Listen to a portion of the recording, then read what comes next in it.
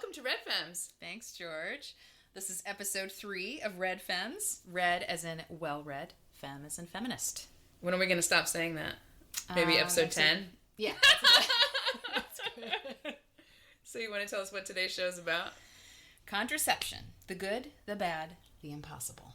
Mainly we're going to talk about the pill. I feel like I could put in like Loretta Lynn's The Pill as the intro. Like a little musical intro. Good. Now I've got the pill. Hormonal, that's the pill. For all you men out there, that's hormonal, oh god, another word I can't say. Hormonal birth control for women. But we're going to pair our contemporary takes with a fascinating older text that tackles the issue of sex without pregnancy from an age that couldn't have dreamed of a technology like the pill. Mm-hmm.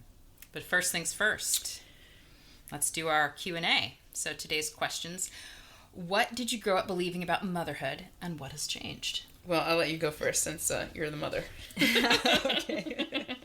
So I grew up believing that motherhood was a natural and happy state for a woman, that it was different from fatherhood, and that a mother is someone who is not omnipresent, but who is omni-available, if that makes sense. So I grew up feeling like my mother was always there when I needed her, but she didn't intrude when I didn't need her. So motherhood involves presence, but not nagging, support, but not taking the wheel. And motherhood appeared to me like this delicate balance that almost made itself invisible by being so closely attuned to what people need at whatever age and stage they're in.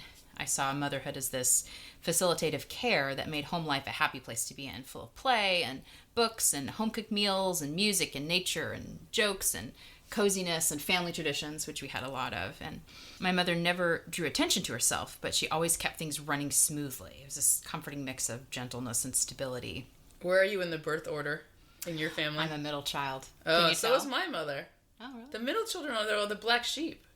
No, black sheep? I thought it was always the youngest who was a black sheep. I'm the good girl. The middle is the invisible child, the one who, keeps... My mother is the middle child, the only one who escaped New Jersey. Oh, really? Yeah.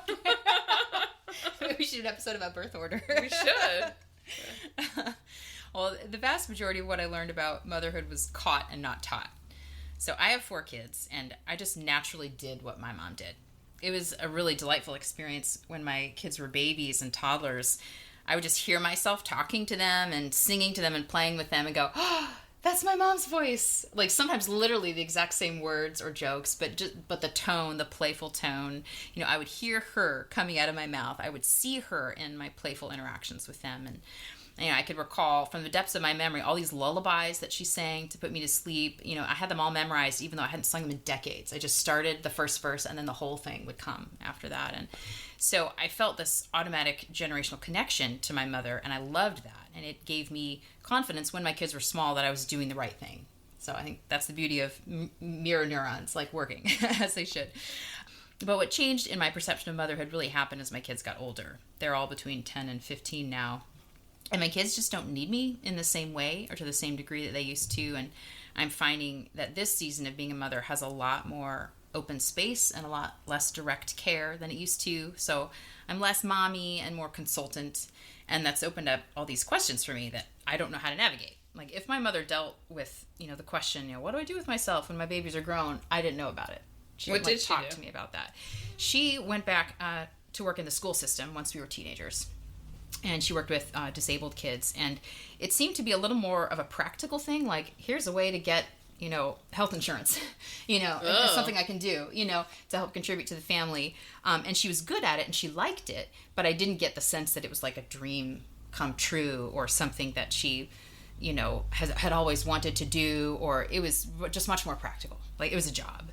And so I didn't see her navigate like an identity crisis or an empty nest or to try to figure out, how much do I invest in myself, and in my own goals and plans versus in my children. And that could partly be because I have a brother who has a disability who still lives at home. And so I think there's a sense in which both my parents, certainly my mother, are still kind of in mother mode still, right? Like they're doing a lot of the same things that they would if they had a kid at home still. But I'm sensing this future transition from mother to matriarch, from someone who's all about care and provision to someone who, faces the wider world and can speak with the authority of experience under my belt. And so I'm entering a phase of motherhood that's new territory for me, and I don't really have a model for it, and so I'm scared of doing it wrong.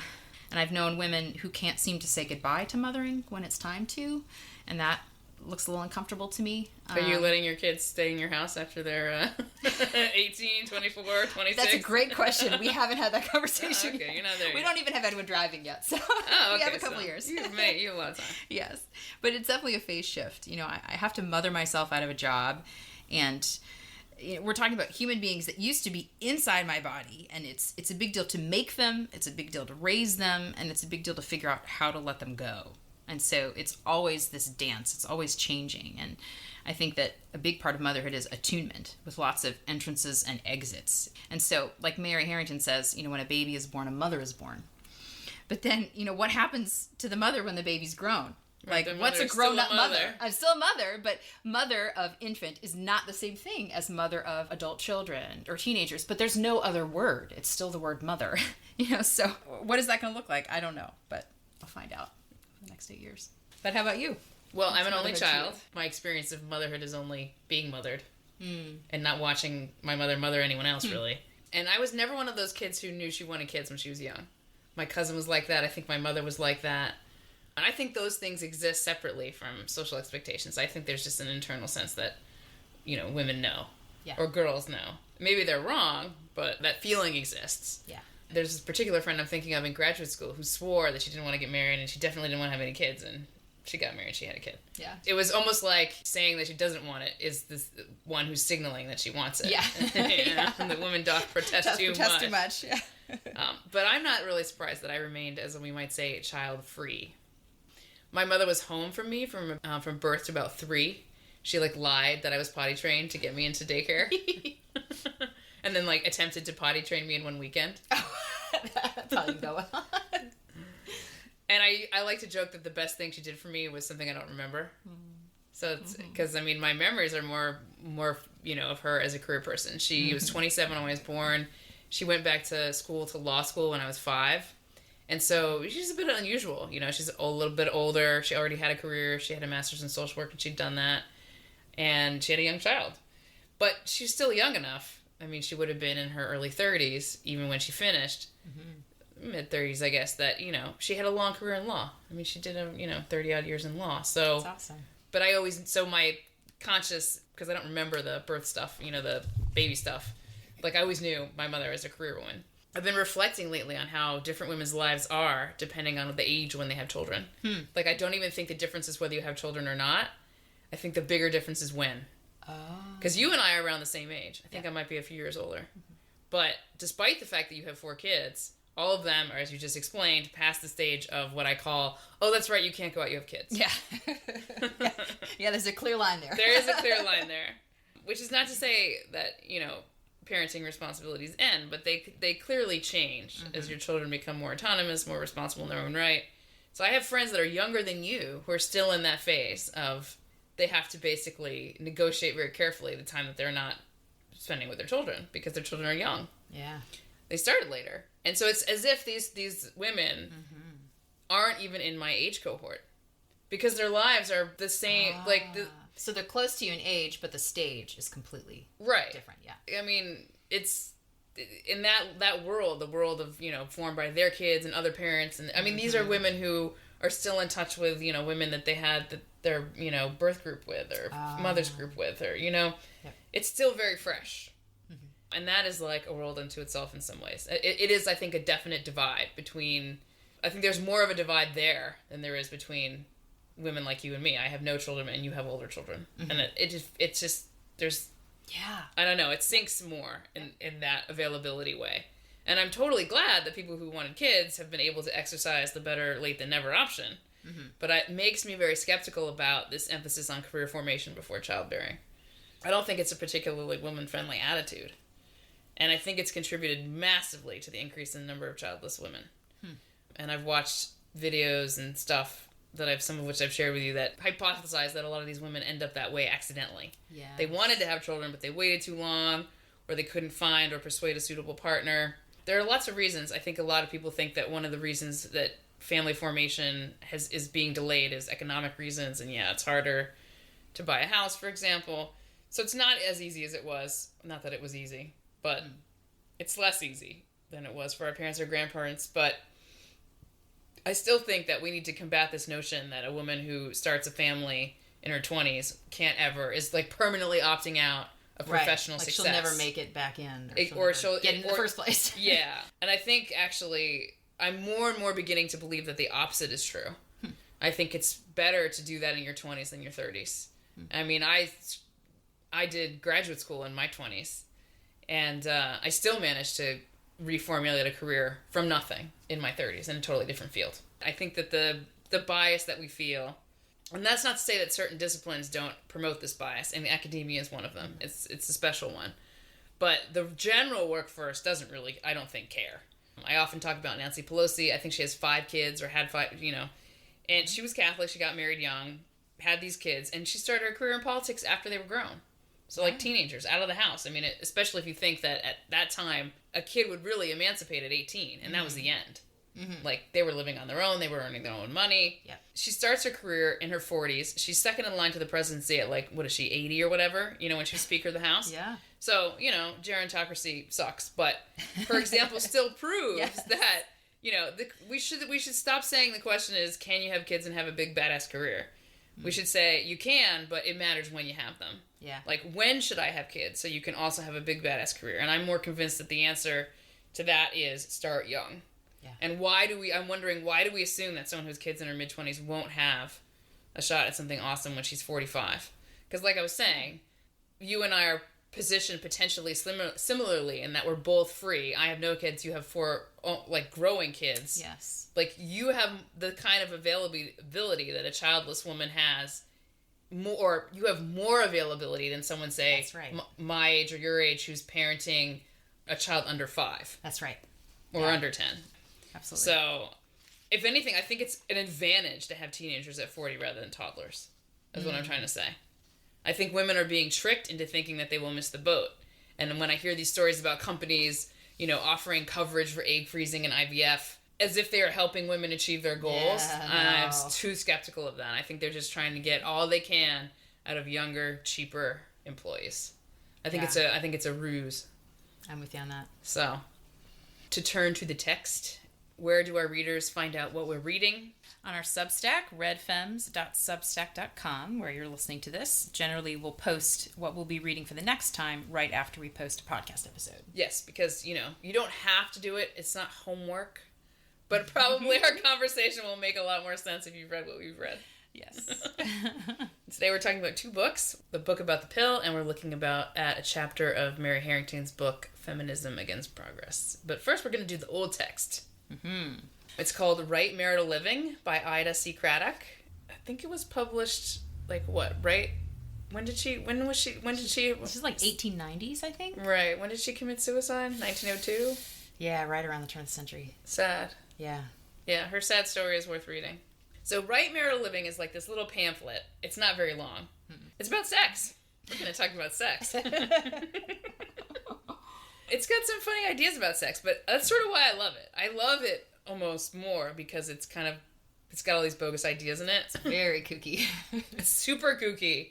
And that's almost like one of the great things about reading things that are old. Because in 100 years, people are going to read stuff written today and be like, that is kooky as hell. They're going to think we're kooky. Yes. Everything gets kooky. Wait long enough. It's revelatory, right? Because there's these distance between her priors at that time and our priors. Yeah. And I think that we can see from that the mainstream view of contraception and the legal view has changed a lot. Craddock at the time, birth control was illegal. Not just the devices, but the sort of advice. Right. That's the Comstock you couldn't laws. even send advice about it in the mail to someone. Right. Yeah. Because they fell under obscenity law. Okay, so she writes, she's doing her due diligence here. She says, preventatives to conception are always wrong. And there never yet was a preventive invented, which is certain. Moreover, they are all forbidden by law. Most preventatives are distinctly injurious to one or both parties at the time. Many are said to injure the tissues of the woman later on. If used, they put no check upon passion, and they are, all of them, abominable and degrading. So, I think part of that is Craddock kind of trying to toe the line about the law, but I also think she kind of believes it, too. It's part of this bigger notion that was shared by many people at the time that the purpose of ejaculation should be solely procreative. Procreative? I don't know. Procreative. So that means either that sexual intercourse is always an attempt at procreation, or, in Craddock's, what we might call her spiritual utopia, that men and women learn a type of sexual union whereby ejaculation is prevented, but male orgasm is still possible. Warning, this is not medical advice. I don't believe this exists. I seriously doubt that's a thing, but it's still fascinating to engage with this text because this technique epitomizes something about what we're going to talk about later with Harrington, the concept of a check upon passion. Mm-hmm. Right? So, the check upon passion, what does that mean? It doesn't actually mean maybe what you think it means. It doesn't mean that you can't have pleasure. I think this is my favorite part of the thing. This is just, you'll see why it's funny. Nature has so made a woman that it takes her from half an hour to an hour after the entrance of the male organ to come to her orgasm. This is nature's indication that the man ought to wait for the woman and not to hasten through the act, as is too frequently the case.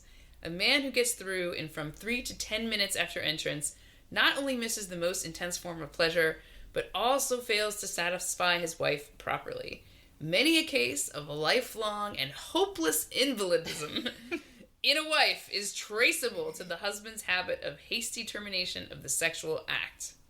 Ooh. Now that is a high bar, friends. But I really appreciate this level of idealism that she has about sexual satisfaction in marriage. And this is from someone that we have no evidence that she ever actually had sex with a man. We don't know. We're never going to know. Because even if she had, she wouldn't have written it down. That's right. But I don't know how she could have written the things she wrote without... Because some of it's pretty darn accurate. Maybe she talked to a lot of people. Maybe. I don't know. Or maybe she was having all sorts of sex and not telling... And like euphemizing. Right, I don't know. Right? I don't know.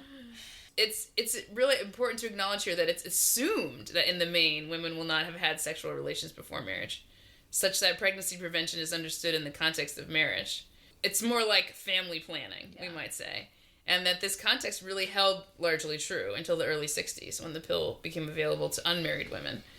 And so I think when we talk about contraception today, our context is usually the opposite. Yeah. We're talking mainly about controlling fertility before marriage. Because our priors now that is acceptable and normal, maybe even desirable, for women to have sex before marriage. And this is where I think Craddock almost accidentally has some insight into the contemporary situation. Mm-hmm. She's really conscious of this idea, which has acquired this almost backward connotation in the sex-saturated, sex-positive mainstream culture, that sex is better when there is some check on the passions. Mm. Because she's only talking about married sex, from our framework, there's not going to be any illegitimate children. But it's much more detailed than that, her prescriptions for proper procreation. And she also has this theory about the significance of good sex to good relationships. And this is the last quote I'm going to read from her. She says this when she's addressing the would-be critics of sharing this advice, this pamphlet. Another objection which is sometimes raised to the spread of this knowledge is that if young unmarried people get to know the possibility of controlling the fecundating power, seductions, promiscuity, and illicit unions of all sorts will increase. In reply, I would say that I find that the average libertine is unwilling to try this method as he considers it too high for his purpose. In fact, a man who practices this method and who teaches it to the woman as he is apt to do in order to increase his own pleasure will not be a libertine, for the habit of aspiring to union with God or with whatever else he recognizes as the ultimate force of the universe during the sexual act, and of encouraging the woman to do so likewise, has the curious psychological effect of tending to make him too loyal to that one woman to want to break with her. For this method, while it always satisfies, never satiates a man, and it renders the relation a perpetual honeymoon. That's pretty sex positive. Yeah. I mean, right? Very much. In its parameters. Yeah. So we can poo-poo the viability of ejaculation-free male orgasm all we want. Not a recommendation, people. But we wouldn't be good feminists if we weren't ready to take seriously, because we actually have data on this, the idea that women have better sex with long-term partners. Yes. And here's another thing. Craddock takes it almost for granted that the responsibility for appropriately checked sexual relations falls on men. Mm-hmm. She might be an idealist, or indeed a fantasist, to believe that men can be motivated by this vision of religious or spiritual sex, but But our culture seems to have gone to the other extreme and simply given up on men in this regard. Oh, yeah. Porn is ubiquitous, sex is considered separable from a romantic relationship, and pregnancy is solely a woman's problem, whether that's solved by the pill, or abortion, or even, we might say, single motherhood. Mm-hmm. Men don't have babies. Right. Except when they order them from surrogates, but that's another... That's another episode. That's another episode. We will have to do an episode on that. So if Craddock were around today, she would see our culture as promoting sexual libertinism. Yeah. And she would say that that's hurting people. And it's probably letting men off the hook, right? Mm-hmm. So I think what's valuable is about her perspective today is she's not saying that sex shouldn't be frequent and pleasurable. So we can't dismiss her by throwing her in the sexual Puritan camp. Yeah. She's making an argument, granted one that seems esoteric and misguided to us because it's factually wrong, but she's making an argument about how sex can be managed for the greater satisfaction of all parties. And I dare say that despite the context of sexual liberation that surrounds the pill, we're not having an honest conversation about sexual satisfaction anymore in our culture. Mm-hmm. Our current conversation seems to assume that once the risks are gone, there are only benefits. And I think that's becoming clear that's not true, right? The things we're reading in this episode basically are like saying that, right? Yes. So as the traditional liberal healer, I gotta, shout out, I've got nothing against birth control. I think it's wonderful that women have options to enjoy sex with a reliable assurance that they will not get pregnant. But the pill isn't without trade-offs. That's what Sarah Hill says, is her book's about that. And its widespread adoption has absolutely altered the sexual landscape. Yes. And that goes for both men and women. And that's what Harrington is trying to talk about. So we can laugh at her, at Craddock's ideas, but we should pause to consider that she's grappling with notions, mainly the desire to have sex without procreation, that humans have always grappled with and will always grapple with. She has such skepticism towards technology, and that's kind of cool, right? Because when we read her now, when we're inclined to sort of just by default believe that the answer is more better technology, she comes off as sort of based, right? Yeah. It's like, even if we don't believe her specific solution, I think we're in a place now where we can appreciate the spirit of this technological skepticism. Or at least we can be more honest about the trade-offs that we're dealing with here. Absolutely. Yeah, I'm so glad you chose this text and introduced me to Craddock. I'd never heard of her. Yeah, no, she's kind of lost to history. Yeah. I mean, reading her is such a great exercise in discernment because there are these deep moral truths and wise marital advice in her work mixed up with this quack science like sexual magnetism and male orgasm without spilling seed. And also, like in some of her other spiritualist works, sex is mixed up with these occult practices and probably fantasies, like her supposed marriage to this spirit named Soph, who taught her everything she knew about sex during his nightly visitations. So she's got like these sex diaries with his ghost husband that are really weird. Right, but that was so of that time. That's right. I mean, it really was like, that spiritualism. Like after the Civil War, people were wanting to like get in touch with their dead ancestors, and so like, it was all the rage. Right, it was all the rage at the time, and also just the way that natural science was changing the way people thought about religion. So that had kind of a insertion point into it. Mm-hmm. So it's very, I mean, it's great to talk about like questioning your priors, like to get into that mindset and be like, what did she think was normal and obvious, and and versus what we think. Right. It's really fascinating. So I just think it's great to spend time with a thinker like her. It's really fruitful because it primes us to expect that we can also have some really great ideas and be totally wrong on other things at the same time. Just like she was, and not know it. And that's just humbling to remember. So my first quote from Craddock is a short one. In the marital relation, there are two physiological functions, the love function and the parental function.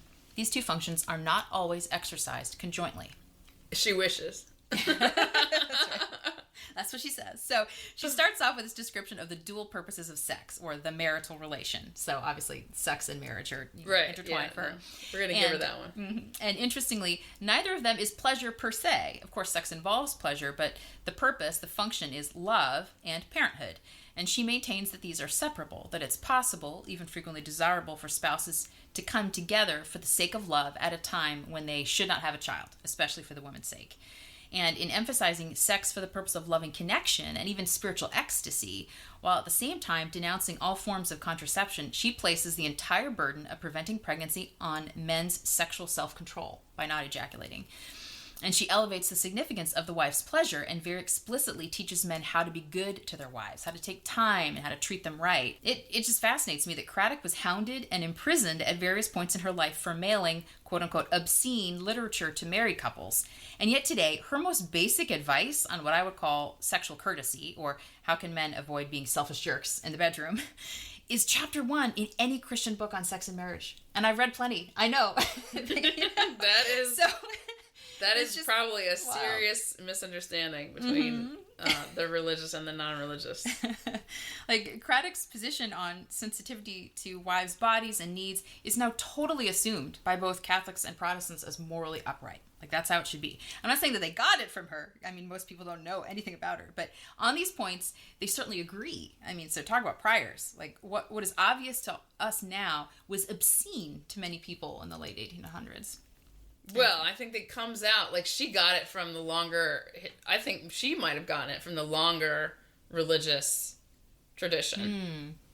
I mean, she's trying to innovate in a way and say we can control when we have children, which is something that, in a precise language, the church would not have been quite down with. So, but I think she gets it from, I think she certainly gets the respect from that's that present kind of tradition. In the Christian tradition. Yeah. It very much is, yeah. So to bring it a little further forward, in 1968, shortly after the pill came to prominence, Pope Paul VI wrote Humana Vitae, which means On Human Life, in which he restated the Church's long-standing rejection of contraception. And he actually used language similar to Craddock about the purposes of sex, but he denied their divisibility, whereas she thought they were that seems separable. very Catholic to me. Yeah. Like, he spoke of the inseparable connection willed by God and which man may not break on his own initiative between the two significances of the conjugal act, the unitive significance and the procreative significance, which is just like Craddock's love function and parenthood function, right? She wants to insert a little, like, loophole, right? Yeah. The Pope goes on to say that couples can, quote, take into account the natural rhythms imminent in the generative functions and make use of marriage during infertile times only, and in this way regulate births without offending Christian moral principles. In other words, he's saying you can have sex during the luteal phase of a woman's cycle when it's impossible to get pregnant, and that's not considered to be birth control by the church. Like, they would object to that being called birth control, which is interesting. That sounds like another loophole. It's like, is that a loophole? I mean, it's not a loophole, but it's not. It's complicated because I see. Oh God, I don't even know. Go on. And similar to Craddock, the church's approach here puts the burden of spacing and preventing births primarily on the husband's ability to exercise self-mastery and consideration of his wife's needs, but it's also on the wife too, since it means foregoing sex when she's likely to feel the sexiest, which is when she's ovulating, which is something Craddock talks about. Like, definitely. She's like, women like it most at this certain time, and she talks all about that. But as G.K. Chesterton put it, the normal and real birth control is called self-control. Yeah, and that's definitely been the church's perspective. Well, and that was general mainstream society. Was like, I mean, that's what it is when you say don't have sex till marriage. It's saying don't get pregnant. Right. It's not really about don't have sex. It's about if you assume that sex is very likely to lead to pregnancy because there's because there is no way to sort of thread that needle or whatever. Separate the two. So that's it. It's a point of commonality and a key takeaway from my read of Craddock that despite her quack science and her occultist spiritualism, she expects men and women to be capable of mastering their passions subsumed under a spiritual purpose and to do so out of love for one another. No devices required, no pills required. She has this attitude of, with some practice, you can do this. Now, will her particular technique work? No. Do not try this at home. Do not try this at home. Or try it, but use birth control. But does her general approach of self-mastery have merit? I think it does. I definitely agree. Yeah. But both Craddock and the Catholic approaches assume marriage, or at least a high level of commitment and care from an involved male. This approach won't fly in hookup culture, whereas obviously the pill fits right in. So. Right. All right, quote number 2. For a wife to submit to genital union with her husband when she does not desire it is to degrade herself so that she has no call to draw her garments aside from the harlot in the street. Indeed, the wife who allows her body to be used as a convenience for her husband has degraded herself below even the harlot. For the harlot leases her body for 10 minutes, or for 2 hours, or for a night, and she is free to refuse embraces which displease her. But the wife leases her body for a lifetime, and she mistakenly imagines that she dare not refuse any embrace of her husband's, however repulsive to her finer sensibilities. And so, year by year, she coarsens and degrades the holy estate of matrimony. And that quote really struck me because while in other sections she comes out very strongly against male obliviousness and cruelty, here she's calling women to stick up for themselves, to find their no, to draw boundaries, and to feel proud of those boundaries rather than feel guilty. And that's huge. I mean, this is consent. She's saying that there needs to be consent for sex within marriage. And that would have not even been a legal concept. No, that wasn't a thing. And so she's saying that the fact of being married itself is not a sign of continuous tacit consent. And that it's better for both the wife and the husband if she can decline at will and if he has to put in some effort to gain her enthusiastic participation, which she, in some of her work, she's trying to teach him how to do that. Here's how to make her want it, Mm-hmm. So she doesn't have to say no because you're such a jerk. Well, believe it or not, this is still a problem today in some conservative Christian circles where there's this strong emphasis on what's called male headship, which I think used to be much more common and was probably one of the priors that Craddock's readers held. Well, and certainly the law would have been on that side. Yes, for sure. There was no concept of marital rape. Right. And it's this idea that the husband is the head of the house and the head of his wife, and that if he wants to have sex, she has to give it to him because her body belongs to him. Now, technically, people who hold this position today will say that this goes both ways, and that he belongs to her too, and that she is allowed to have her conjugal rights, just as much as he gets to have his. But the supposed parity there, it obscures the average statistical differences between the intensity of sexual desire in men versus that in women. Not to mention the strength differences. That's right, absolutely. And so on a functional level, what is meant by the passages that will be referred to in Scripture about this, what's meant to be, I think, a message of mutuality. Don't withhold sex from one another without a good reason. Be considerate of your spouse, I think is the point. It can sadly be perverted into a license for men to have it whenever they want it.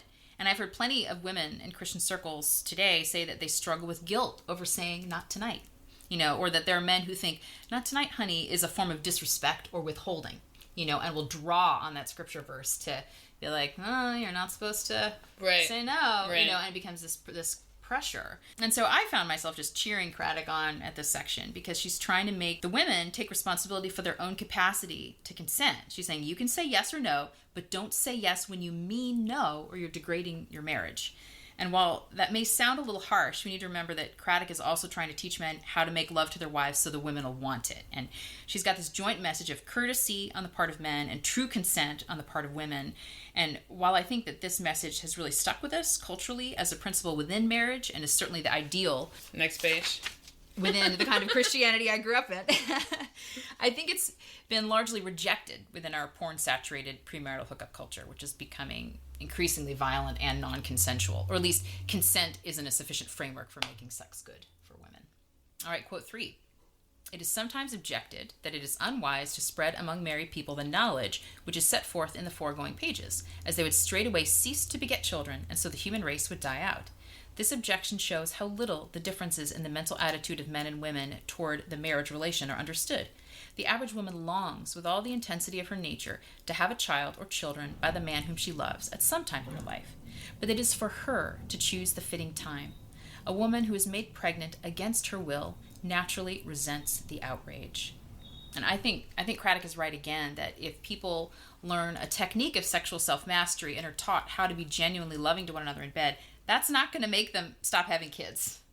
I don't think. I mean, most women do want to have children with the man they love, assuming that he treats them right.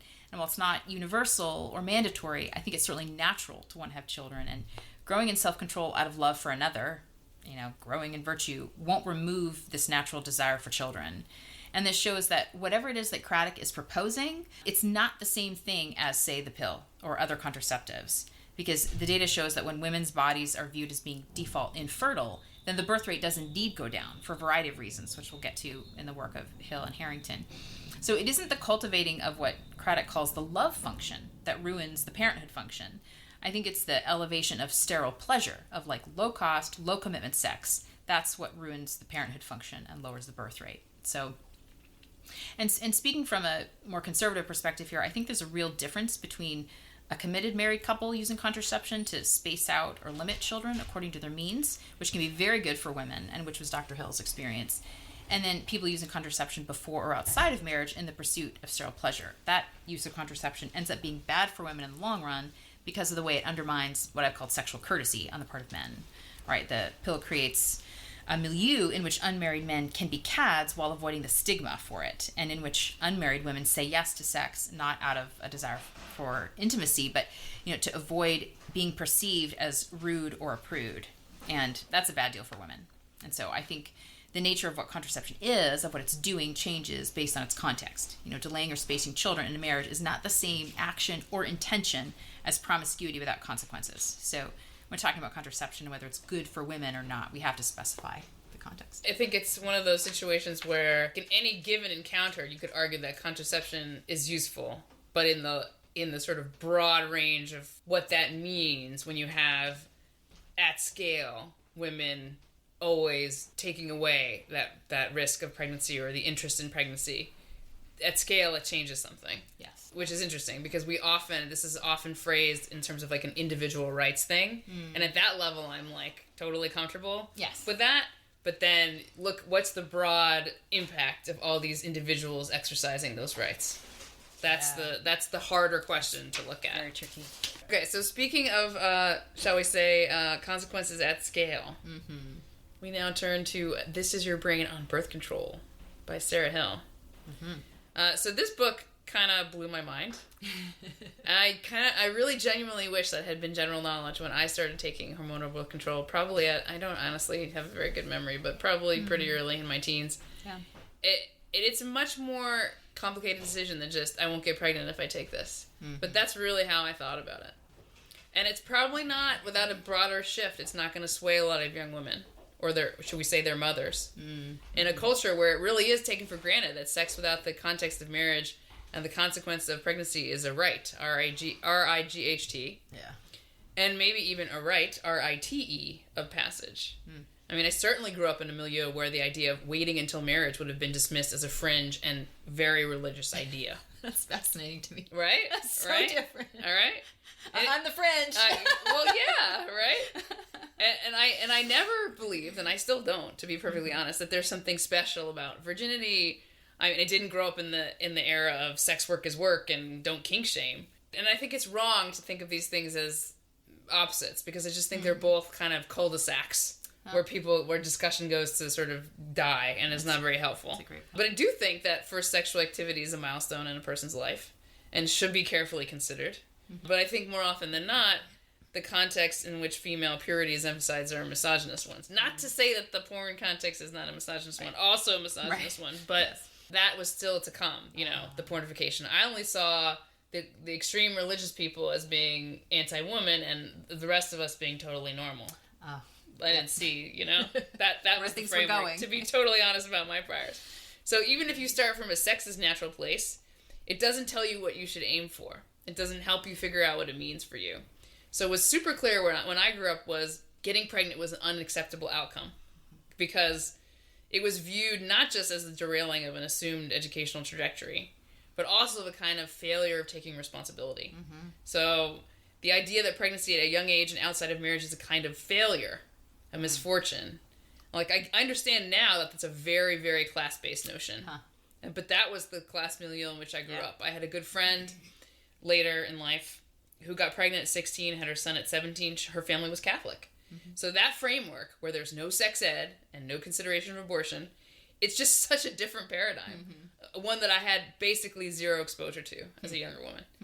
And the pill was a part of the paradigm that told you that sex was totally fine in any kind of relationship, but childbearing should be postponed until marriage. And the pill was what made that progression, that responsibility plan possible. So, which is a long way around of saying I never understood the pill to be a drug that had the potential to change who I was. I don't think I ever had this notion that it's important to discover as a woman what you feel like at different times in your menstrual cycle, how that matters for the relationships you then pursue. I mean, it would really take some effort of imagination to picture a world in which that knowledge was viewed as important enough to create a social environment where women would forgo potentially procreative sexual activity because they were still figuring out who they were as fertile women. Having sex, finding someone you want to have sex with who also wants to have sex with you, is a major part of what our culture considers a sign of adjustment, of success. At least in the milieu I'm talking about. So normal people have sex would be like the one way that we can characterize my upbringing, right? And what teenager doesn't want to be normal? You can't tell a teenager, when you're my age, you'll have a much better perspective on the role of sex in relationships in life, and then expect that girl to nod her head and opt out of the pill because she suddenly sees the wisdom of getting to know herself, to use Hill's term, as a natural cycling woman. Like, can you imagine the song? You make me feel like a natural cycling woman, right? I mean, that's crazy. I mean, that's great. I mean, yes, do I want that world? Maybe, but do I think that world is really gettable? Not without considerable shifts. Yeah. So, and we discussed this when we were prepping this episode. Hill definitely seems to share that bias that I grew up with, namely that pregnancy is a potential disaster for a woman's higher education and career. We're just both in that sort of like, you know, this is the way that this is the trajectory that life goes for young women. Okay, so to turn to a few more specific points. So drawing in Harrington here, because I think Hill's statement about what the pill changes for women is super relevant. Harrington says that the pill was the first transhumanist technology because it didn't cure a disease, it didn't restore a lost function, it changed the natural function to a desired function. It changed the default state of female fertility post-menarche from on to off. Yeah, that's huge. And you can't do that without changing everything. And for Hill, when she talks about everything, she talks about, you know, the body and the brain. She says, the brain and the rest of the body are too flush with hormone receptors for the pill not to change women. And it's not just the areas of the brain and body that are directly responsible for orchestrating your cycles and coordinating pregnancy.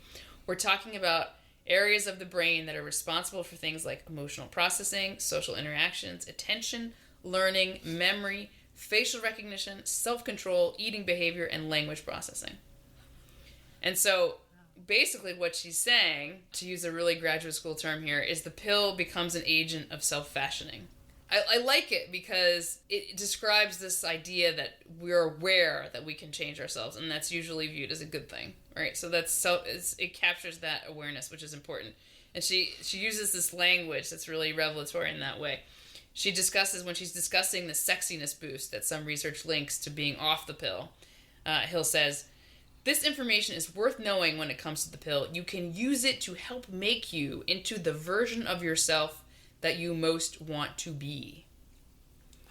So that's like super interesting language, because I had never, ever, and I have used a lot of hormonal birth control to stay child-free. Let's just get that clear. I had never, ever considered the pill from this perspective. Or just hormonal manipulation in general. I maybe that's because this research didn't exist, or because maybe it did and nobody talked about it. But I also think that this language reflects a bit of a sea change in our attitudes about what we might call broadly medicalized identity. Yeah. Right? She uses this language because it's in the zeitgeist. You know, mainly, of course, as a part of the movement to not just destigmatize, but also normalize cross-sex identification. Yes. Biology is real, but Hill wants to, or maybe needs to, make nice. So she frames it as, shall we say, more delimiting than limiting. So there's this brief section. I don't know if you rolled your eyes at this, but there's this brief section at the end of the introduction entitled, "For those of you who don't color inside the lines." And this is what part of what that section says. Most of the research I discuss in this book is focused exclusively on the experiences of heterosexual cisgender women, because they are typically the people who go on the birth control pill. Although some lesbian women, as well as transgendered women and men, go on the pill for reasons other than pregnancy prevention, research hasn't quite caught up with this yet. If you are a reader who doesn't happen to fall into the very narrow category of humans that researchers typically study when it comes to the pill, this doesn't mean your experiences don't matter. They do. Okay, so WTH, the very narrow category of humans that researchers typically study in relationship to the pill, heterosexual women are a very narrow category? Yeah, we just color inside the lines. No, we're not. I mean, women are half the population, slightly more. Yeah. Most women are heterosexual. So, huh? And then narrow, right? Narrow. She's trying to say, we color inside the lines. Yeah. We're unexciting. We're uniform. Don't the people this is attempting to mollify feel the palpable pandering here? Yes, yeah. It's palpable pandering. It's gross. And I can't stand these, concessions to gender woo in all these books. Because in every book, there was this book, Oh God, it has such a great title. It's about perimenopause and menopause, called like it has some hilarious title like what the hell is this? Or it's a really catchy title. And I picked it up and I'm like on page 2 and she's like, I'm non-binary, but, and I was like, okay. Forget it. Like, I can't trust someone to tell me something about biology if they have this overlaying belief that, like, there's this other thing that makes it somehow... I don't know. I mean, maybe we need to do the Craddock on that and be like, I don't know. But, because it's their version of spiritual occultism. It kind of is. It kind of is. Yeah, I knew you'd get that. I knew you'd pick that up. But to finish the point I started, seeing the pill as one of many possible drugs in one's transhuman toolkit is positively freaky. Right? Yeah. I've probably told you this before, but it's creepy in the same way that Planned Parenthood's motto, "My body, my choice," which used to just mean I, and not the state, can decide whether I can terminate a pregnancy, and I'm not going to change my mind on that. I think that's the right thing. That motto has now taken this whole other macabre sense of I can become a girl or a guy. I can go through puberty or not. Yeah. And no, seriously, I looked this up because I heard about it and I wanted to look it up. There is a case study on a young woman, I'll put this in the show notes, who wanted to remain on puberty blockers indefinitely as part of her non-binary identity. And the beginning of the abstract, I have to read this because it's just too precious. In this article, we analyzed the novel case of Phoenix, a non-binary adult requesting ongoing puberty suppression, OPS. There's an acronym for it. Oh. Gets its acronym. To permanently prevent the development of secondary sex characteristics as a way of affirming their gender identity. We argue that the aim of OPS is consistent with the proper goals of medicine to promote well-being, and therefore could ethically be offered to non-binary adults in principle. Are these people serious? Oh my gosh. Like, does never going through puberty and being on drugs with known serious side effects really fall under the proper goals of medicine to promote well-being? That is not medicine. I think we are utterly losing the plot here about the proper role of medicine. And the madness, people are starting to wake up to this. This madness impacts women disproportionately. Be it bearing the trade-offs of hormonal birth control or falling under the craze of, this craze to identify out of womanhood and be medically harmed and irreversibly damaged. You have to hope that when this scandal is finally recognized for what it is, and did you know it's the cover story on The Economist? No, I haven't seen that. Like, The Economist, as you probably know, is published in the UK, and literally the cover is on how America is doing this wrong, because a lot of European countries are turning back from childhood transition, but America's just like, it's dividing into the red and the blue. It's become the new abortion debate, really. Yeah. Maybe when this scandal is recognized for what it is, there will also be an opportunity for some soul-searching about the much broader use of artificial hormones in young women. The pill. Yes. Right? So I'm never going to be in favor of outlawing abortion or contraception, but I think we could reframe, nonetheless, the way we think about the issue of default female non-fertility. And we could offer young women, and young men for that matter, a broader set of options other than wait until marriage on the one hand and the pill solves everything on the other. Yeah. We need to talk more about intimacy and less about identity. Yeah, I'd say. I totally agree with you on that. Yeah, I think... more on intimacy, less on identity, more about like what's good for relationships and less about me, myself, and I through tech. And I agree with you that framing the question as abstinence versus the magic pill is a false choice. I think you can teach premarital abstinence in smaller subcultures, like in a family or in a religious community, and it can stick. It can work. I got married as a virgin, and many of my Christian friends did too. But for the broader culture, I think that asking the question, what do women really want, is going to land you in a position like Louise Perry in her book, The Case Against the Sexual Revolution, where she has a chapter titled Loveless Sex is Not Empowering. Yeah. And there's this broader shift towards women only having sex when there's love and respect present. Like, if we can shift to that, then the conversation about contraception can become a lot more nuanced and honest. And maybe the conversation about what sex means can become more honest, because I don't know where I read this, but traditionally in, say, like the way back land of the 19th century, you could spend the night with your prospective beau, but the rule was you just didn't take your clothes off. Oh So it's like, yeah, it wasn't about like bundling, like they would bundle them up in sacks. Yes, and so like no sex is happening, but I don't know, maybe they're like kissing or third base. Cuddling. I mean, right? Like, I mean, it wasn't so much driven by this notion of ignorance or purity, or it wasn't as if people just didn't think young people were horny. Like, that wasn't the context. It was, you could be as horny as you want as long as you know where the boundary is. Right. Just draw the line somewhere. Yeah. Draw the line before you're gonna get the woman pregnant, specifically. That's somewhere.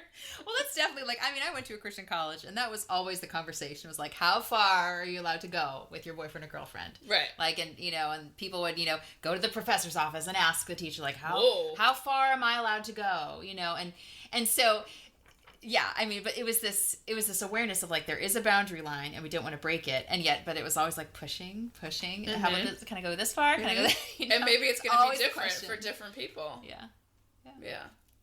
Yeah, so this is your brain on birth control. I liked the book. I learned a lot from it. But I honestly kept thinking, as I was reading it, I was like, woo, dodge that bullet. Yeah. I had the opposite feeling, which was like, oh no. Too late for me. Oh, no. Because the setting that I grew up in did not encourage the use of the pill because it was seen as a potential abortifacient. So you mean, like, even for people who are not having sex? Like, if you were just, like, say, hypothetical. Sure. Like, if someone was using it, was not having sex, but was using it to, like, say, regulate, you know, severe PMS. No, that wouldn't have been a problem. Okay. That wouldn't have been a problem. No, it was only if it was kind of used as medicine, that's totally different than if you're using it to avoid pregnancy. You know, because a lot of Protestants don't have a problem at all with birth control in general, or, like, with contraception in general, but they have a problem with abortion. And so if a particular contraception would function like it could abort a fertilized egg, then that was like, okay, then that's a moron category. Yeah, so all those subtleties are going to be lost on me, but I get it. Yeah. So, and I was also raised with the assumption that the first time you have sex is on your wedding night, and if you don't marry, you don't have sex. So that was just those were the assumptions in my community. Well, that's an incentive to get married if I ever heard one. Yeah. It is. Yeah, and typically I think Christians I knew so many, you know, Christian kids who got married, like, in college, which is what I did, or, like, right out of college, graduate, next day's your wedding. And this is part of the reason. Getting married young was connected with, because we're not having sex, but we really want to have sex. And so it motivated getting married younger and starting families younger because you were horny. Yeah, abstaining and horny, yes. So I never seriously considered the pill, even though, you know, contraception in general, it was permitted and expected in evangelical circles if you were getting married. And so that is a way that Protestants and Catholics are quite different. Catholics would see it as wrong in general, and in my evangelical circles, it definitely had this feeling, and maybe the class thing too, of what you said, of like, well, if you're going to be responsible, then you have to be using contraception. That's clearly where my sort of atheist adjacent culture comes from. It comes from Protestantism. I have no doubt in my mind, because Protestantism is the majority religion in the country. Yeah. You know, it comes from that. Okay. That's where, so, like, all are Protestants who've lost the faith, basically, but the same mood. I have an excuse because I'm Jewish, but, like, it's that same, that culture. liberal milieu is that Protestant milieu. That's a great point. It absolutely is that. Okay, yeah. My evangelical Protestant friends won't like hearing that. No, but it's true. That's true. Okay. Because I don't think of Protestantism in that way as evangelical. Okay. Like, I think of it as, like, just the mainline, default liberal. Used to be the liberal background. Now that's totally different since the 60s. Okay. But pre-60s, that was something that Protestant culture and non-Protestant cultures, I think, shared as a sort of background baseline. This class-based, responsibility parroting kind of ethos. Totally. Definitely. Okay. Yeah. And it makes, and that's why you get this sort of sense, like, some Protestants, right, looking sort of like askance at Catholic families with their 10 kids. Oh, yeah. Oh, totally. Like, that's a real prejudice. Oh, it is. That's very much so. Like, and that's where that comes from. Too much flesh over there. Too much body. Whether it's Eucharist or babies. It's just too many bodies over there. Exactly. For sure. There you go. That's interesting. So, but even so, I always assumed that surprise pregnancies were not that uncommon. You know, even if folks took preventative measures. What do you mean by surprise? Well, in the sense of, like, you know, I know so many people who are on using one form of contraception or another and get pregnant anyway. Oh, yeah. Like, I have a friend on the pill who had her last child on the really? Like, yeah. I mean, like... She's like, I guess we're having another kid. Yeah, right. And that was also part of my assumption, too, was that you could try to prevent, but if you're having sex, it's going to happen. It's always a possibility. Yeah. And so I never had this idea that contraception would be this like sure thing that you could rely on. I always was like, it's always like, well, it can happen. Right. And in the context of a marriage, that's acceptable, I would say. Right. It's an acceptable risk. Yeah. And so from my conservative Christian background, which was against abortion, there was this attitude that children are a gift from God. And if you get surprised with one, then that's just something you have to adapt to. You just roll with it.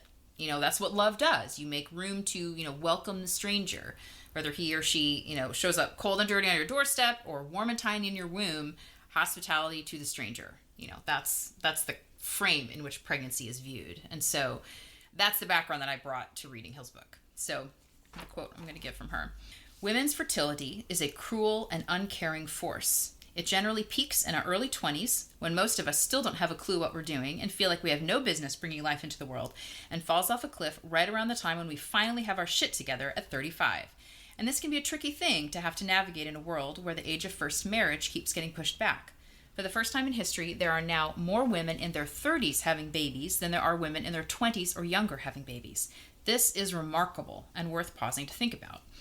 Although the trend of delaying motherhood until educational and career goals have been met has been hugely instrumental in women's success in the workplace, this has been less than amazing for women's fertility. When women delay childbearing, it comes at the risk of not being able to conceive once they're ready for children, and there's little doubt that the pill, by changing the age at which women are marrying and having children, has played a key role in the increasing need for the use of reproductive technology in people's quest to become parents. As it goes with the pill, so it goes with IVF. So I have 2 points that I want to make from her words here. First, when we use technology to tinker with our evolved biology and sexuality, using contraception to delay parenthood past our prime, we introduce the market into this primordial, fundamental human relationship of the family. And if we bring the market into pregnancy prevention, of course we'll end up bringing the market into pregnancy creation, through IVF, sperm donation, egg donation, surrogacy. And when we split procreation in half to get sex without babies when we're young for the sake of pleasure, we inevitably split procreation in half when we're old, and we end up paying to make babies without the fun of sex that should make them. And so the market gets its hands into all these little fragments of what used to be a husband and a wife making love and procreating their own child from that love. The fact that what Harrington calls transhumanist technology begets more technology shouldn't surprise us. And perhaps you're a person who feels totally fine about the pill and other contraceptives, but has concerns about, say, the exploitation of women through surrogacy or egg donation, or concerns about the scandal of hundreds of children being created from the sperm of one donor, leading to potentially incestuous relationships by accident because people who live in the same area may actually be half siblings and they don't know it. Then you need to recognize that the intentional infertility of contraceptive youthfulness is actually creating the quote-unquote need for questionable technologies that fix the unintentional infertility of people in their 30s and 40s. That this first tech is creating the problems, that the second tech is trying to fix. And so if you don't like the second, it's like, well, you also got to question the thing that's creating that space. So like Hill says, as it goes with the pill, so it goes with IVF. And I would add with all the other techno-sex substitutes for making babies. I also want to call attention to one of Hill's priors in that quote. She says that fertility generally peaks in our early 20s when most of us still don't have a clue what we're doing and feel like we have no business bringing life into the world, and then falls off a cliff right around the time when we finally have our shit together at 35. So that sentence actually made me mad. Right, I was like, well, it shows that she's completely oblivious of another way of doing it. Right. It's a very class-based bias. I mean, that's the Yeah. bias of someone like me. The idea that you can't possibly have a kid before you're done with, your higher education. Right. Right. And I just want to push back on it, from my own personal experience. So I got married at 20. I had my first child at 26, which was later than I wanted to, but I had to finish college, and then I worked for a few years to put my husband through grad school. But because we got married so young, we got to have, the experience of 6 years of marriage to enable us to, as Hill says, get our shit together. So I actually looked it up in Merriam-Webster. I can't believe it's in the dictionary. It is. I honestly can't believe Getting your shit together means to begin to live one's life in a responsible and mature way. And that is most definitely what marriage required of me. It facilitated my maturation and my capacity to be responsible, selfless, trustworthy, and loving. Now, I don't know what Hill thinks is the process by which a person, gets their shit together, but apparently she doesn't think marriage is part of that process. I'm going to guess that might be because she might frame marriage in either big romance or self-expressive terms, which we talked about in episode 1. I mean, I entered into marriage under the assumption of a lifelong covenant of solidarity with no escape hatch. And that kind of commitment has, it's just jumping right into the deep end. Like, it has the potential to mature you very quickly, and I think it can make you capable of parenthood. I wanted to read a little bit from one of my favorite online writers, Mark Barnes of New Polity, and he writes the following about marriage. I think it's a great description of the way that one can indeed get their shit together and thus be capable of welcoming a child into the world long before the age of 35 when fertility wanes. And he writes, "Marriage leaps for virtue like a man leaping for a moving train. It takes two people with their sin, vice, and striving for perfection and binds them together, saying, 'You have up to this point sinned, and the world has gone on unperturbed, lied, and no one has been reduced to tears, amassed 1,000 occasions of wrath, pride, and petty selfishness, and no one suffered for it. Now you will marry. Now all your hardness of heart will knock up against the heart of another. Now that tone, the one you do not even realize you take, will ring in the ears of another. Now the demonic horns you grow in secret will poke and prod the one with whom you share bed and bathroom. You are married. You stand revealed, naked, utterly seen through after a few weeks' honeymoon. Your vices now intimately related to a flesh that feels them and a soul that suffers them. Every callus that crusts over your conscience has become so much roughness rubbing against another. Who will protest the fact? Marriage makes virtue possible by making it necessary. The married man is not virtuous because he would like to be, but because he has freely chosen a situation in which the lack of virtue means hell, instant hell. Marriage is a deliberate entering into a state of existence whose continued life depends on continued love. As such, it is a sort of suicide pact. Let us, you and I, enter into such and such a contract by which the happiness of each becomes utterly dependent on a gift that neither can assure will, in fact, keep coming. That is, love. Let us increase the likelihood of mutual destruction by an infinite degree. Let us make sin, which once meant nothing, mean hurt, and mean it right away. It is all well and good to preach the virtuous life, but preach the married life, and the necessity of the virtuous life will become as clear as a slap in the face." And I just think that's dead on right. It's beautiful, too. It is beautiful. It lines up exactly with my experience of marriage. You can't get away with anything when you're married. All your sins become harms to other people. And I think being in that situation is a perfect preparation for parenthood. So, all right, enough about getting your shit together. Next quote. "Being protected from pregnancy and having a fulfilling sex life should not be mutually exclusive." I can't wait to hear you react to that one. So this is one of Hill's assertions that isn't scientific. It's not backed up by evidence or any of the many research studies she shares in the book. And she shares a lot, and the book is super scientific, which is great. But this statement, this is axiomatic for her. It's an assumption that I think probably most modern Americans share. But it's one of those, I want to have my cake and eat it too, aspirations that doesn't match up very nicely with biology or with reality. Well, it's one of those things that men enjoy a priori. I think that's part of what's behind it. But go on.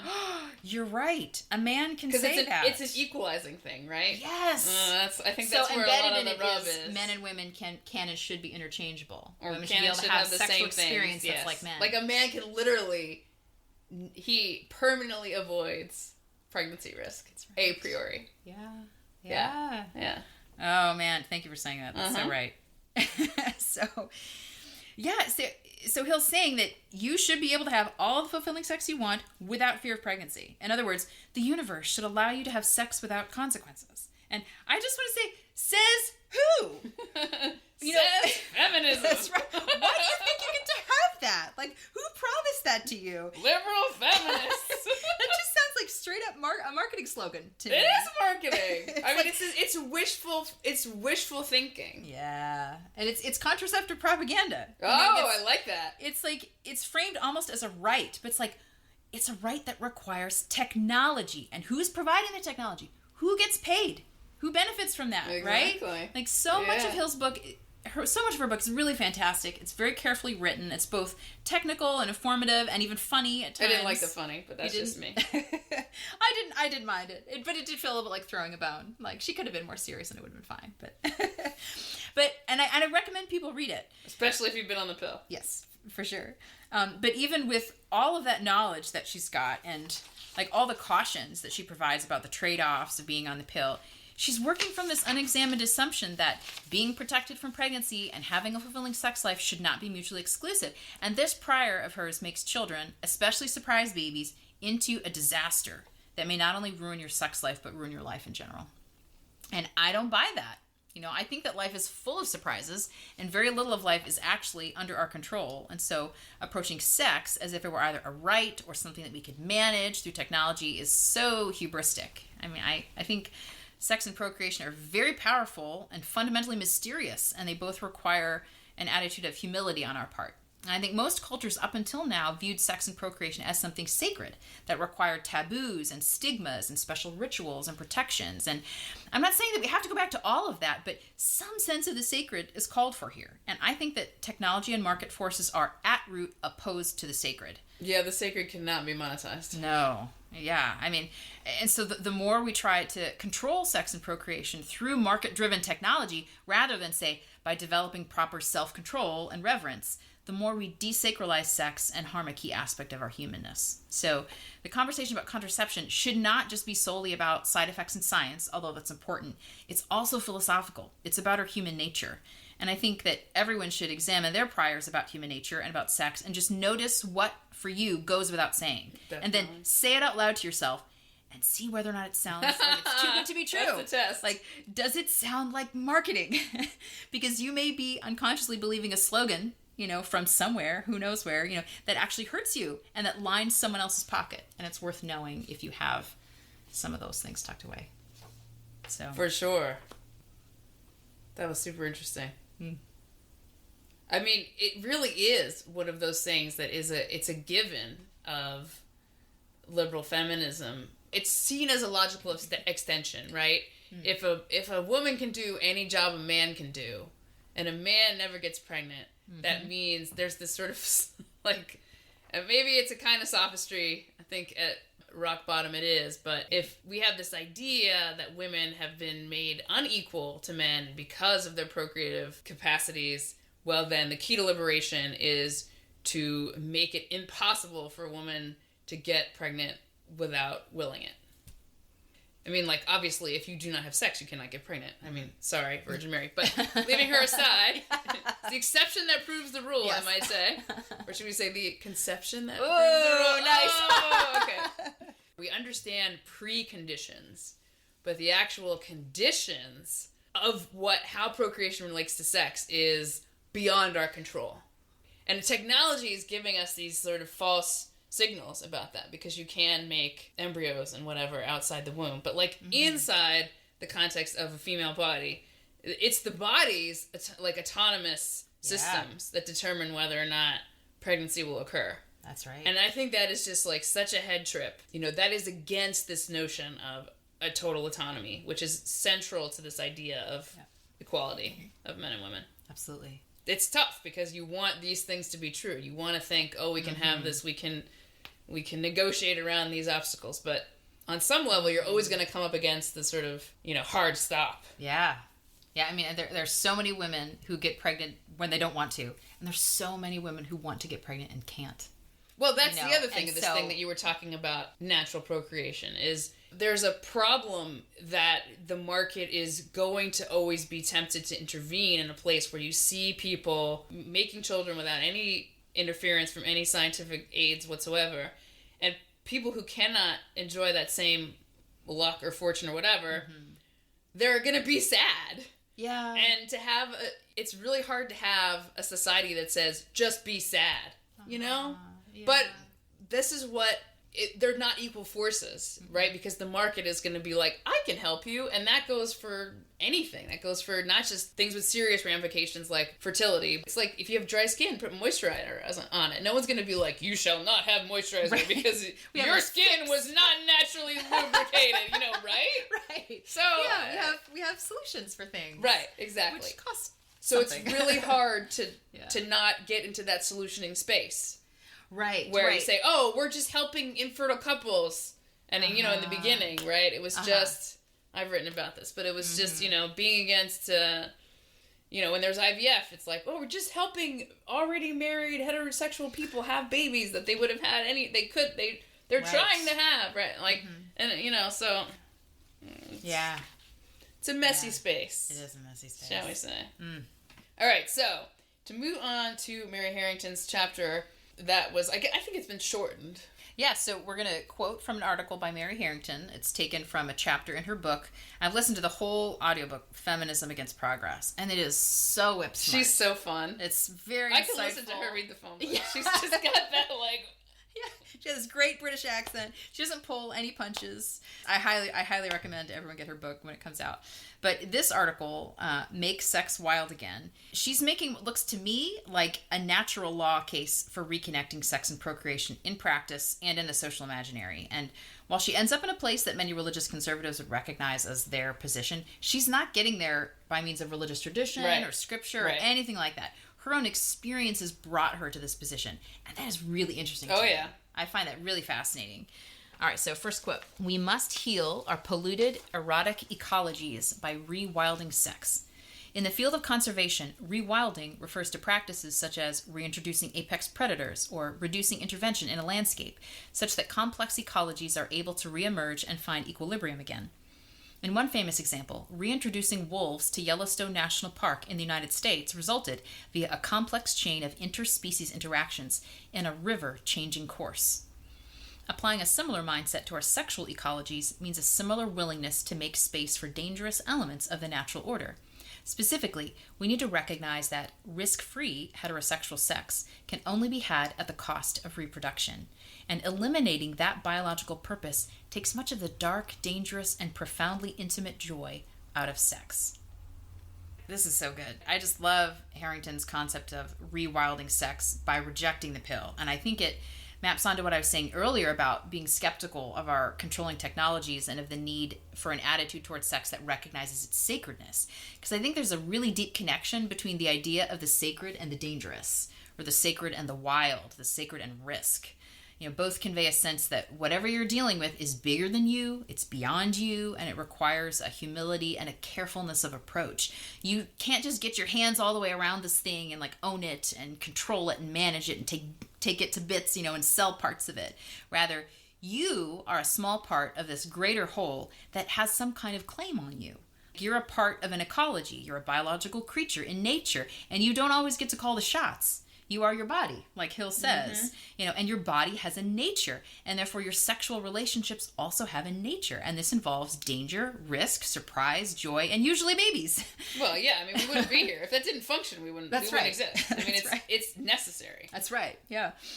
And Harrington points out that a lot of the joy and the intimacy in sex is actually related to this potential for generating new life, that eroticism is connected to adventure, to an act of having high stakes. And so maybe the way to make sex less cheap, to make sex matter again, is to reintroduce the potential for children, the potential for surprise. And because, as I quoted from Harrington earlier, when a baby is born, a mother is born. So to have sex that is at least open to life to some degree is simultaneously being open to becoming a new person yourself, to being reborn as a new version of yourself in a relationship with a brand new human that you helped to create. And that's risky, that's dangerous, it's sacred, and it's scary. And I think it's also good. It's interesting, we were talking earlier about the versions of yourself. Like, do you want to create a new version of yourself through a daily medication that changes all these things about you the way that the pill does? Or do you want to create a new version of yourself through having a child? Because that'll definitely change you. It's another way to change yourself, right? But it's a less controlled way, right? Because it's the voluntary, the self-aware versus the sort of, I mean, we could make a thing about natural sex versus protected, conception avoidant sex, and the idea of puberty as something involuntary versus voluntary. I mean, they really, the overlaps are kind of scary because they're scary. Yeah. Right. Yeah. Oh, that's really creepy. Second quote from Mary: we must acknowledge that for all but the small minority of same-sex attracted people, desire and reproduction can't be disaggregated any more than self and body. Right? So this is a great point. Harrington's consistency here highlights what I think is Hill's weak spot, because both Hill and Harrington say you can't separate yourself from your body. You are your body, and therefore, like Hill says, you are your hormones. right? But Hill wants to separate sexual desire from reproduction, right? Being protected from pregnancy and having a fulfilling sex life should not be mutually exclusive. While Harrington is saying that's just another untenable false disaggregation. I don't know that either opinion is of the sort of the provable or the disprovable kind, but I think they reflect, different orientations to the world. Do we look at humans as fundamentally being an aggregation of parts, like an accumulation of bits that are separable, interchangeable, manipulable, even purchasable, and that attitude lends itself not only to the separation of desire and reproduction through the pill, but also to things like sex change surgeries. Or on the other hand, do we look at humans as being fundamentally wholes, as having an overarching nature which is greater than the sum of its parts, and therefore can set limits on what we can do, with and to ourselves. So yeah, that's the heart of it for sure. Mm-hmm. Quote 3, and along with the pro-pleasure, pro-love case for rewilding sex is the pro-embodiment one. Rejecting birth control is the first and most radical step women can take in healing the disconnect introduced by technology between us and our own bodies, in the name of freeing us from sex difference. As Abigail Favale notes, relying on cycle tracking to manage fertility increases women's awareness of our fertility cycles and with it attunement to our own bodies, in this sense of increasing our agency in terms of fertility awareness, and bringing women into harmony with our own embodied existence. Rejecting the pill is not less, but more empowering. And I picked this quote because it hits close to home for me. I'm actually in the process of learning how to chart my own cycles. I'm reading this book called The Fifth Vital Sign, which references this idea that a woman's menstrual cycle, or really it should be called her ovulatory cycle, since the point is ovulation and fertility, and menstruation is just the byproduct of that a woman's cycle is a vital sign of her health, just as much as temperature, pulse, respiration, and blood pressure. And if this is true, that the ovulatory cycle is revealing of one's health, it just seems very strange for otherwise healthy women to take a daily medication that basically erases this vital sign and covers it over with a systematized, homogenized fake cycle and fake period that gives you no information about yourself at all. So the pill is kind of like the industrialization of your body and of your sexual life, whereas something like cycle tracking is more like being an organic farmer or like practicing mindfulness or yoga or something else that granola moms typically resonate with, So it's just kind of odd that the pill has really taken root in the left when there's so many of those back to the land, organic style, yoga, because mindfulness. Because it's that overriding concern that if you get pregnant when you're too young, your life's over. Right. That's such an assumption. It's that thing. Mm-hmm. I just love Harrington's case for this attunement to our own bodies, which is a way to take back your body from Big Pharma, to listen to it rather than to hush it up, to go with the flow of it rather than to try and manipulate it and manage it and mute its meaning. So I think there's agency and self-respect and self-awareness in that cycle tracking approach, and that's partly why I'm drawn to it. But it's not easy to do. It definitely requires training and practice and effort, but there's plenty of data out there to show that if it's done properly, natural family planning through cycle tracking can be up to 99.4% effective at avoiding pregnancy if it's an inopportune time. But it achieves that not through technology, but through the cooperative self-control of both the husband and the wife, which, is the overarching idea that Ida Craddock had over a century ago. So and it's an interesting connection. And it's not a numbers game because, like in the context of, there's a difference between 99.4 and 100. The difference is a baby. Yeah, the difference is right, exactly. I'm it's not like just a little bit of baby, but yeah, exactly. And that's with perfect use, right? And all these studies of any kind of contraception, they're going to show here's average use, what people really do, and the percentages, and then here's perfect use, And most contraceptions, most forms of contraceptive, as well as natural family planning, if it's perfect, if you do it perfectly, they're all pretty good. Right, but real life, women aren't perfect, right? Yes. So with any of them, my thought is why pay a drug company for a product that, as Harrington says, makes you fat, miserable, and sexless, or at least has the potential to do that masks your body's fifth vital sign, and that potentially mutes your experience of life? Why choose that when you could instead grow in personal responsibility and mutual responsibility with a partner and cultivate self-awareness of your body's natural rhythms? And you could do that while retaining respect for the dangerous surprise of procreation, which is what makes women set and keep high standards for men. For sure. Right? And, contributes to eroticism and intimacy. That's the case that Harrington is making. And I agree with her on this one. If that approach doesn't fit well with today's higher education system and with capitalism, why on earth should we manipulate our bodies for the sake of that system, that values sterility and androgyny over naturally cycling women and mothers? I think the system should change to accommodate the biological realities of women's bodies and not the other way around. So, and I hope it goes without saying that I think this is a matter of cultural change, not law or policy. Yeah, and Harrington is very careful to say that as well. Right. Yeah, and so I think people should be free to make their own choices on this matter. But there's a beautiful and persuasive case to be made against the pill and for cycle tracking. And there's a case to be made against delaying pregnancy past prime fertility years and for being open to life and to marriage sooner rather than later. For sure. No, I think the fertility thing is such a scam. I mean, it's just so disappointing because I just think that it's that fear of missing out drive, right? It's this idea that, oh, if I do have a child now, that means I'm giving up on forever of this other thing. And first of all, like, the future is never guaranteed. That's right. And yeah, I think that's really sad. But it's very real. I mean, it really does haunt women a lot. In a way, you are very lucky, albeit you grew up in a very particular environment. You were lucky to have that particular environment basically give you like a go-around of that. It definitely needs to be presented as an option. Yeah. And right now, it's not even an option. Yeah. And so I love that Harrington is engaging in this provocation, right? Of saying there should be options, right? Yes. She's this really interesting kind of person because she was like this typical, you know, what we call like cusp of the internet liberal, did all this experimental living and thought she could save the world and get rich at the same time. This sort of very New Labor, I think the party had, that there was a moment there. And, you know, so she has this really liberal style of reasoning her way towards what most people, as we said, would call a conservative position. But of course, it's not a conservative position because Harrington is not saying ban birth control. Right. She's not even saying don't have premarital sex. She's saying, women, you have options, but, like, are these options serving you? And how some women are finding that the answer is that they're not being served, right? Yeah. So here's the one quote. Here's a quote. In the view of internet historian Catherine D., changing attitudes to the pill stand in for wider concerns about the sexual revolution.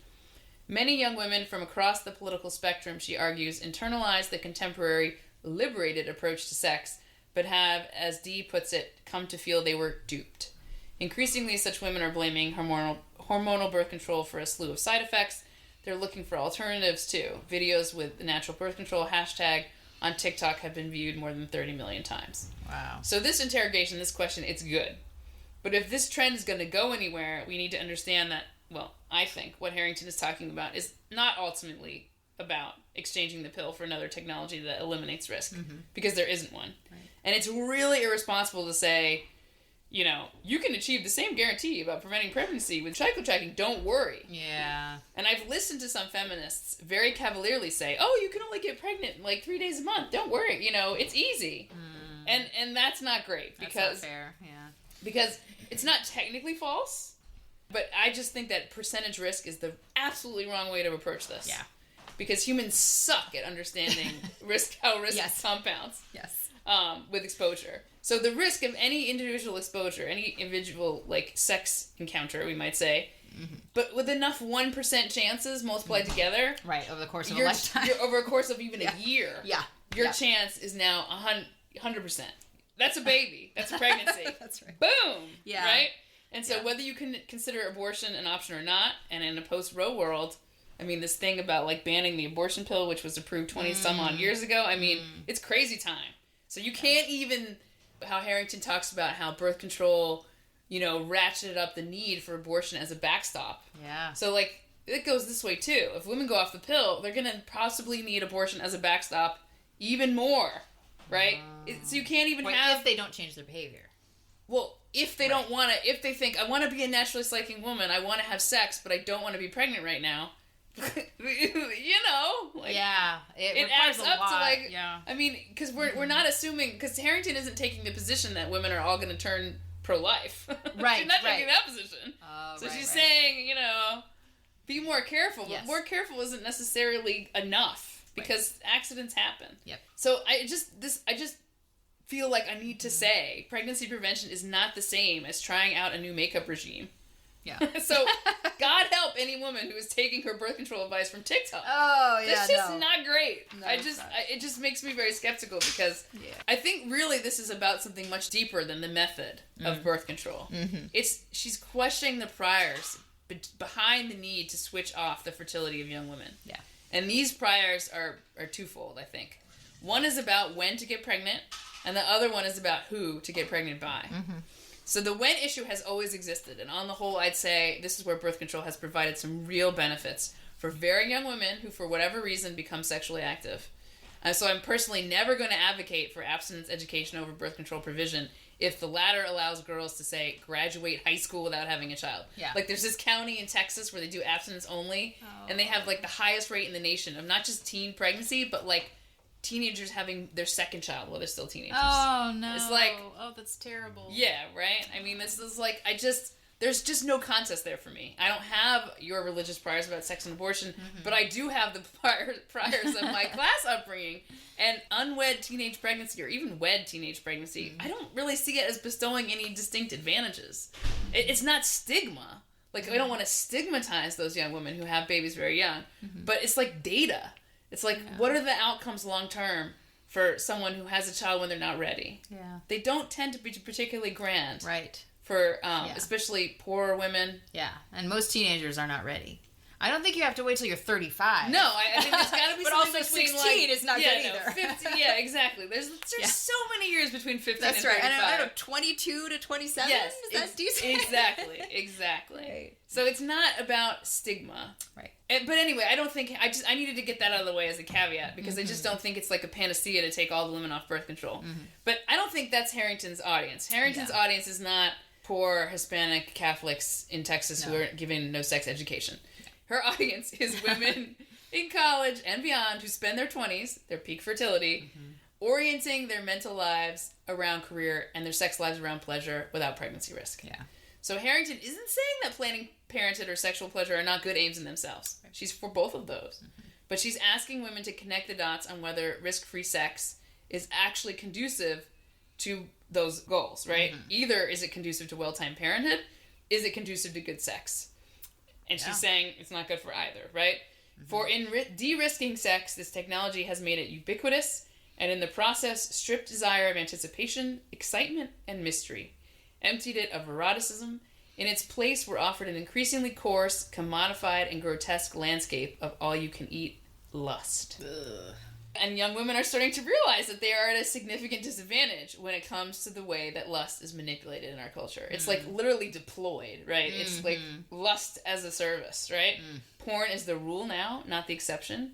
And the violence and degradation of the porn that any kid, boy or girl, can see on their phones now determines the backdrop against which any and all intimacy will be experienced.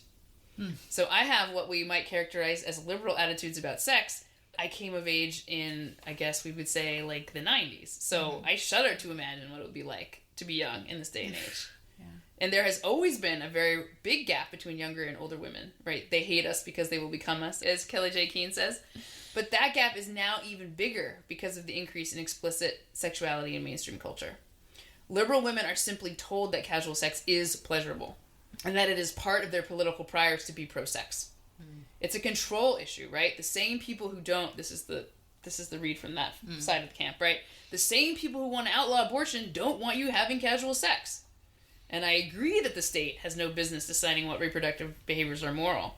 But I think that's illiberal in the extreme. But I think that's also why Harrington's argument is so interesting, because she's not saying that premarital casual sex is immoral.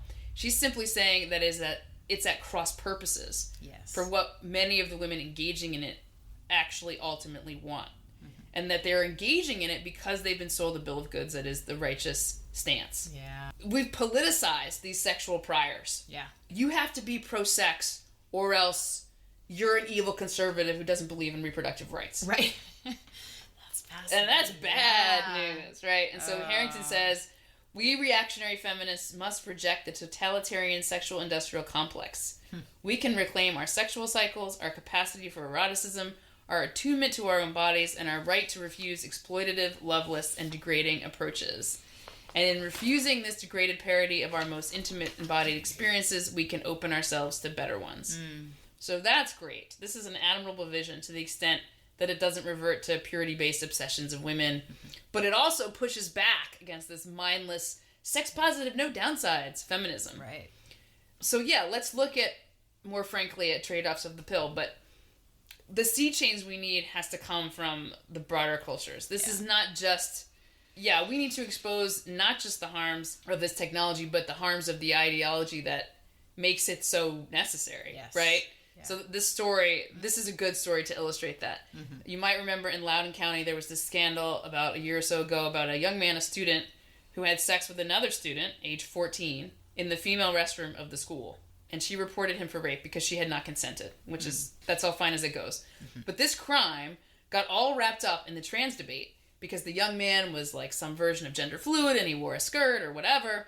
And so the clickbait version of the story became, boy uses trans identity to rape women in bathroom. That's what I thought the whole story was. I had not realized it was all this other. But it wasn't really that story. Mm. It was actually a much more traditional story about this moment we live in, right? This idea that like gender woo, as the Brits call it, is bad because it allows males to be predatory. It's a smokescreen, and it works for both political sides. Oh. What's happening here is that there's a young male and a young female in a sexual relationship in a school bathroom, where in this bathroom they had previously had consensual sex.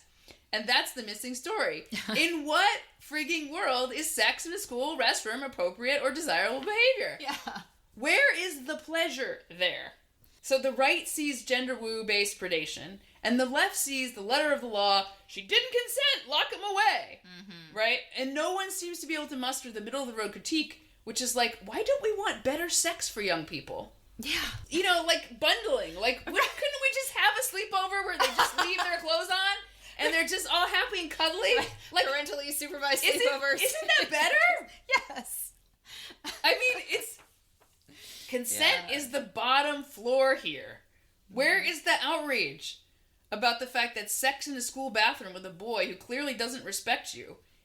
Where's the outrage that that's not the sexual liberation women fought for? Right. That's not sexually liberating. Why is it taken for granted that sex in the bathroom is totally fine as long as the girl says yes? The first couple times, they were fucking awesome.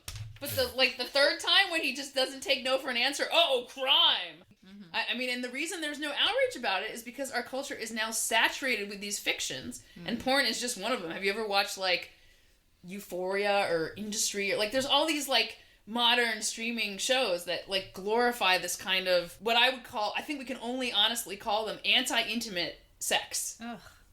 And this is advertised as the apotheosis of sex, of self-actualization, of freedom, of you doing you. Oh, God. Right? Yeah. So choking, right? Something I consider abuse. I cannot see that in a, like, it's not pro-sex. That's just violence. Yeah. It's not just standard in porn. It's standard in intimate relationships of young people. I say in that article, right, where they actually have these women, this is from I'll put in the show notes, women describe that young men just choke them in bed during sex as a matter of course. They don't even ask. No. They assume that porn is like, this is what a woman is, this is what a man is, do this. They take it as like instructional. Yeah. I want to say it's something like 40% of, there's a research study that showed, I can't remember what college, but they asked the college students, like 40% of them said that they've been non-consensually, not without asking, choked during sexual encounters. Right. And women often don't say no because they're worried about being considered a prude. That's crazy. Right? This is prudish. I don't want to pass out from being choked. My gosh. It just makes no sense. No.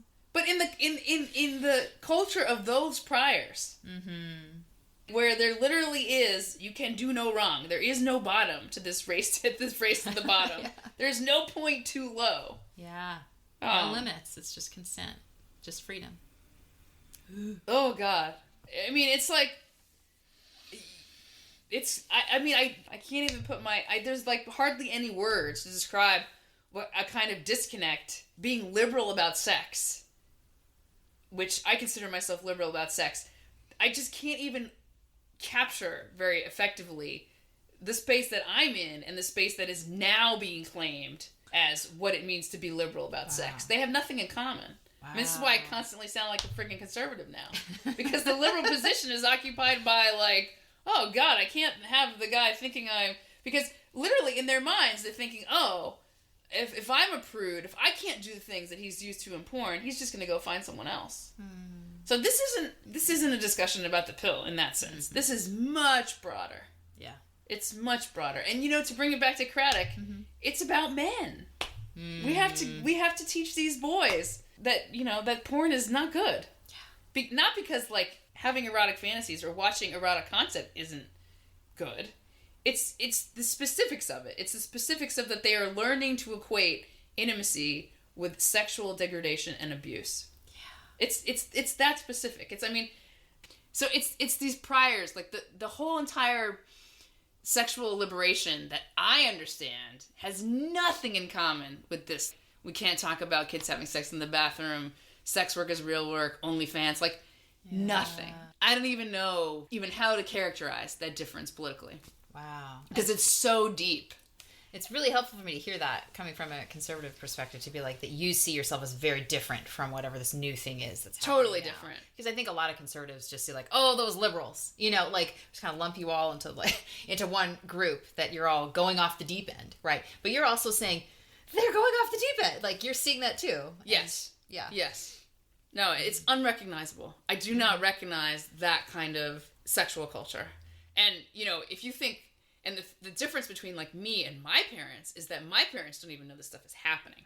Because they're not even party to, like, they're not really aware of the gender wars. Because, you never see this stuff covered on, the news that they would watch. Like, until Amna Nawaz in the PBS NewsHour says something about, like, pro-women rights advocates getting beat up by activists. Like, it just doesn't exist. There, yeah. Classical liberals, like the boomers, my parents... Mm-hmm. That generation, they are completely ignorant. They still think that liberalism means the kind of things that I was taught. Oh. They don't really see that it's gone into the land of cray-cray. They have no exposure to that. I don't even use TikTok. My parents certainly don't use TikTok. Okay, next time. All right. Well, speaking of generational divides. Right. Yeah. Timely. Yes. We're going to be reading Hags, The Demonization of Middle-Aged Women by Victoria Smith. And our older book will be The Feminine Mystique by Betty Friedan. Yeah, I'll probably post some sort of indications about which chapters are most relevant to that.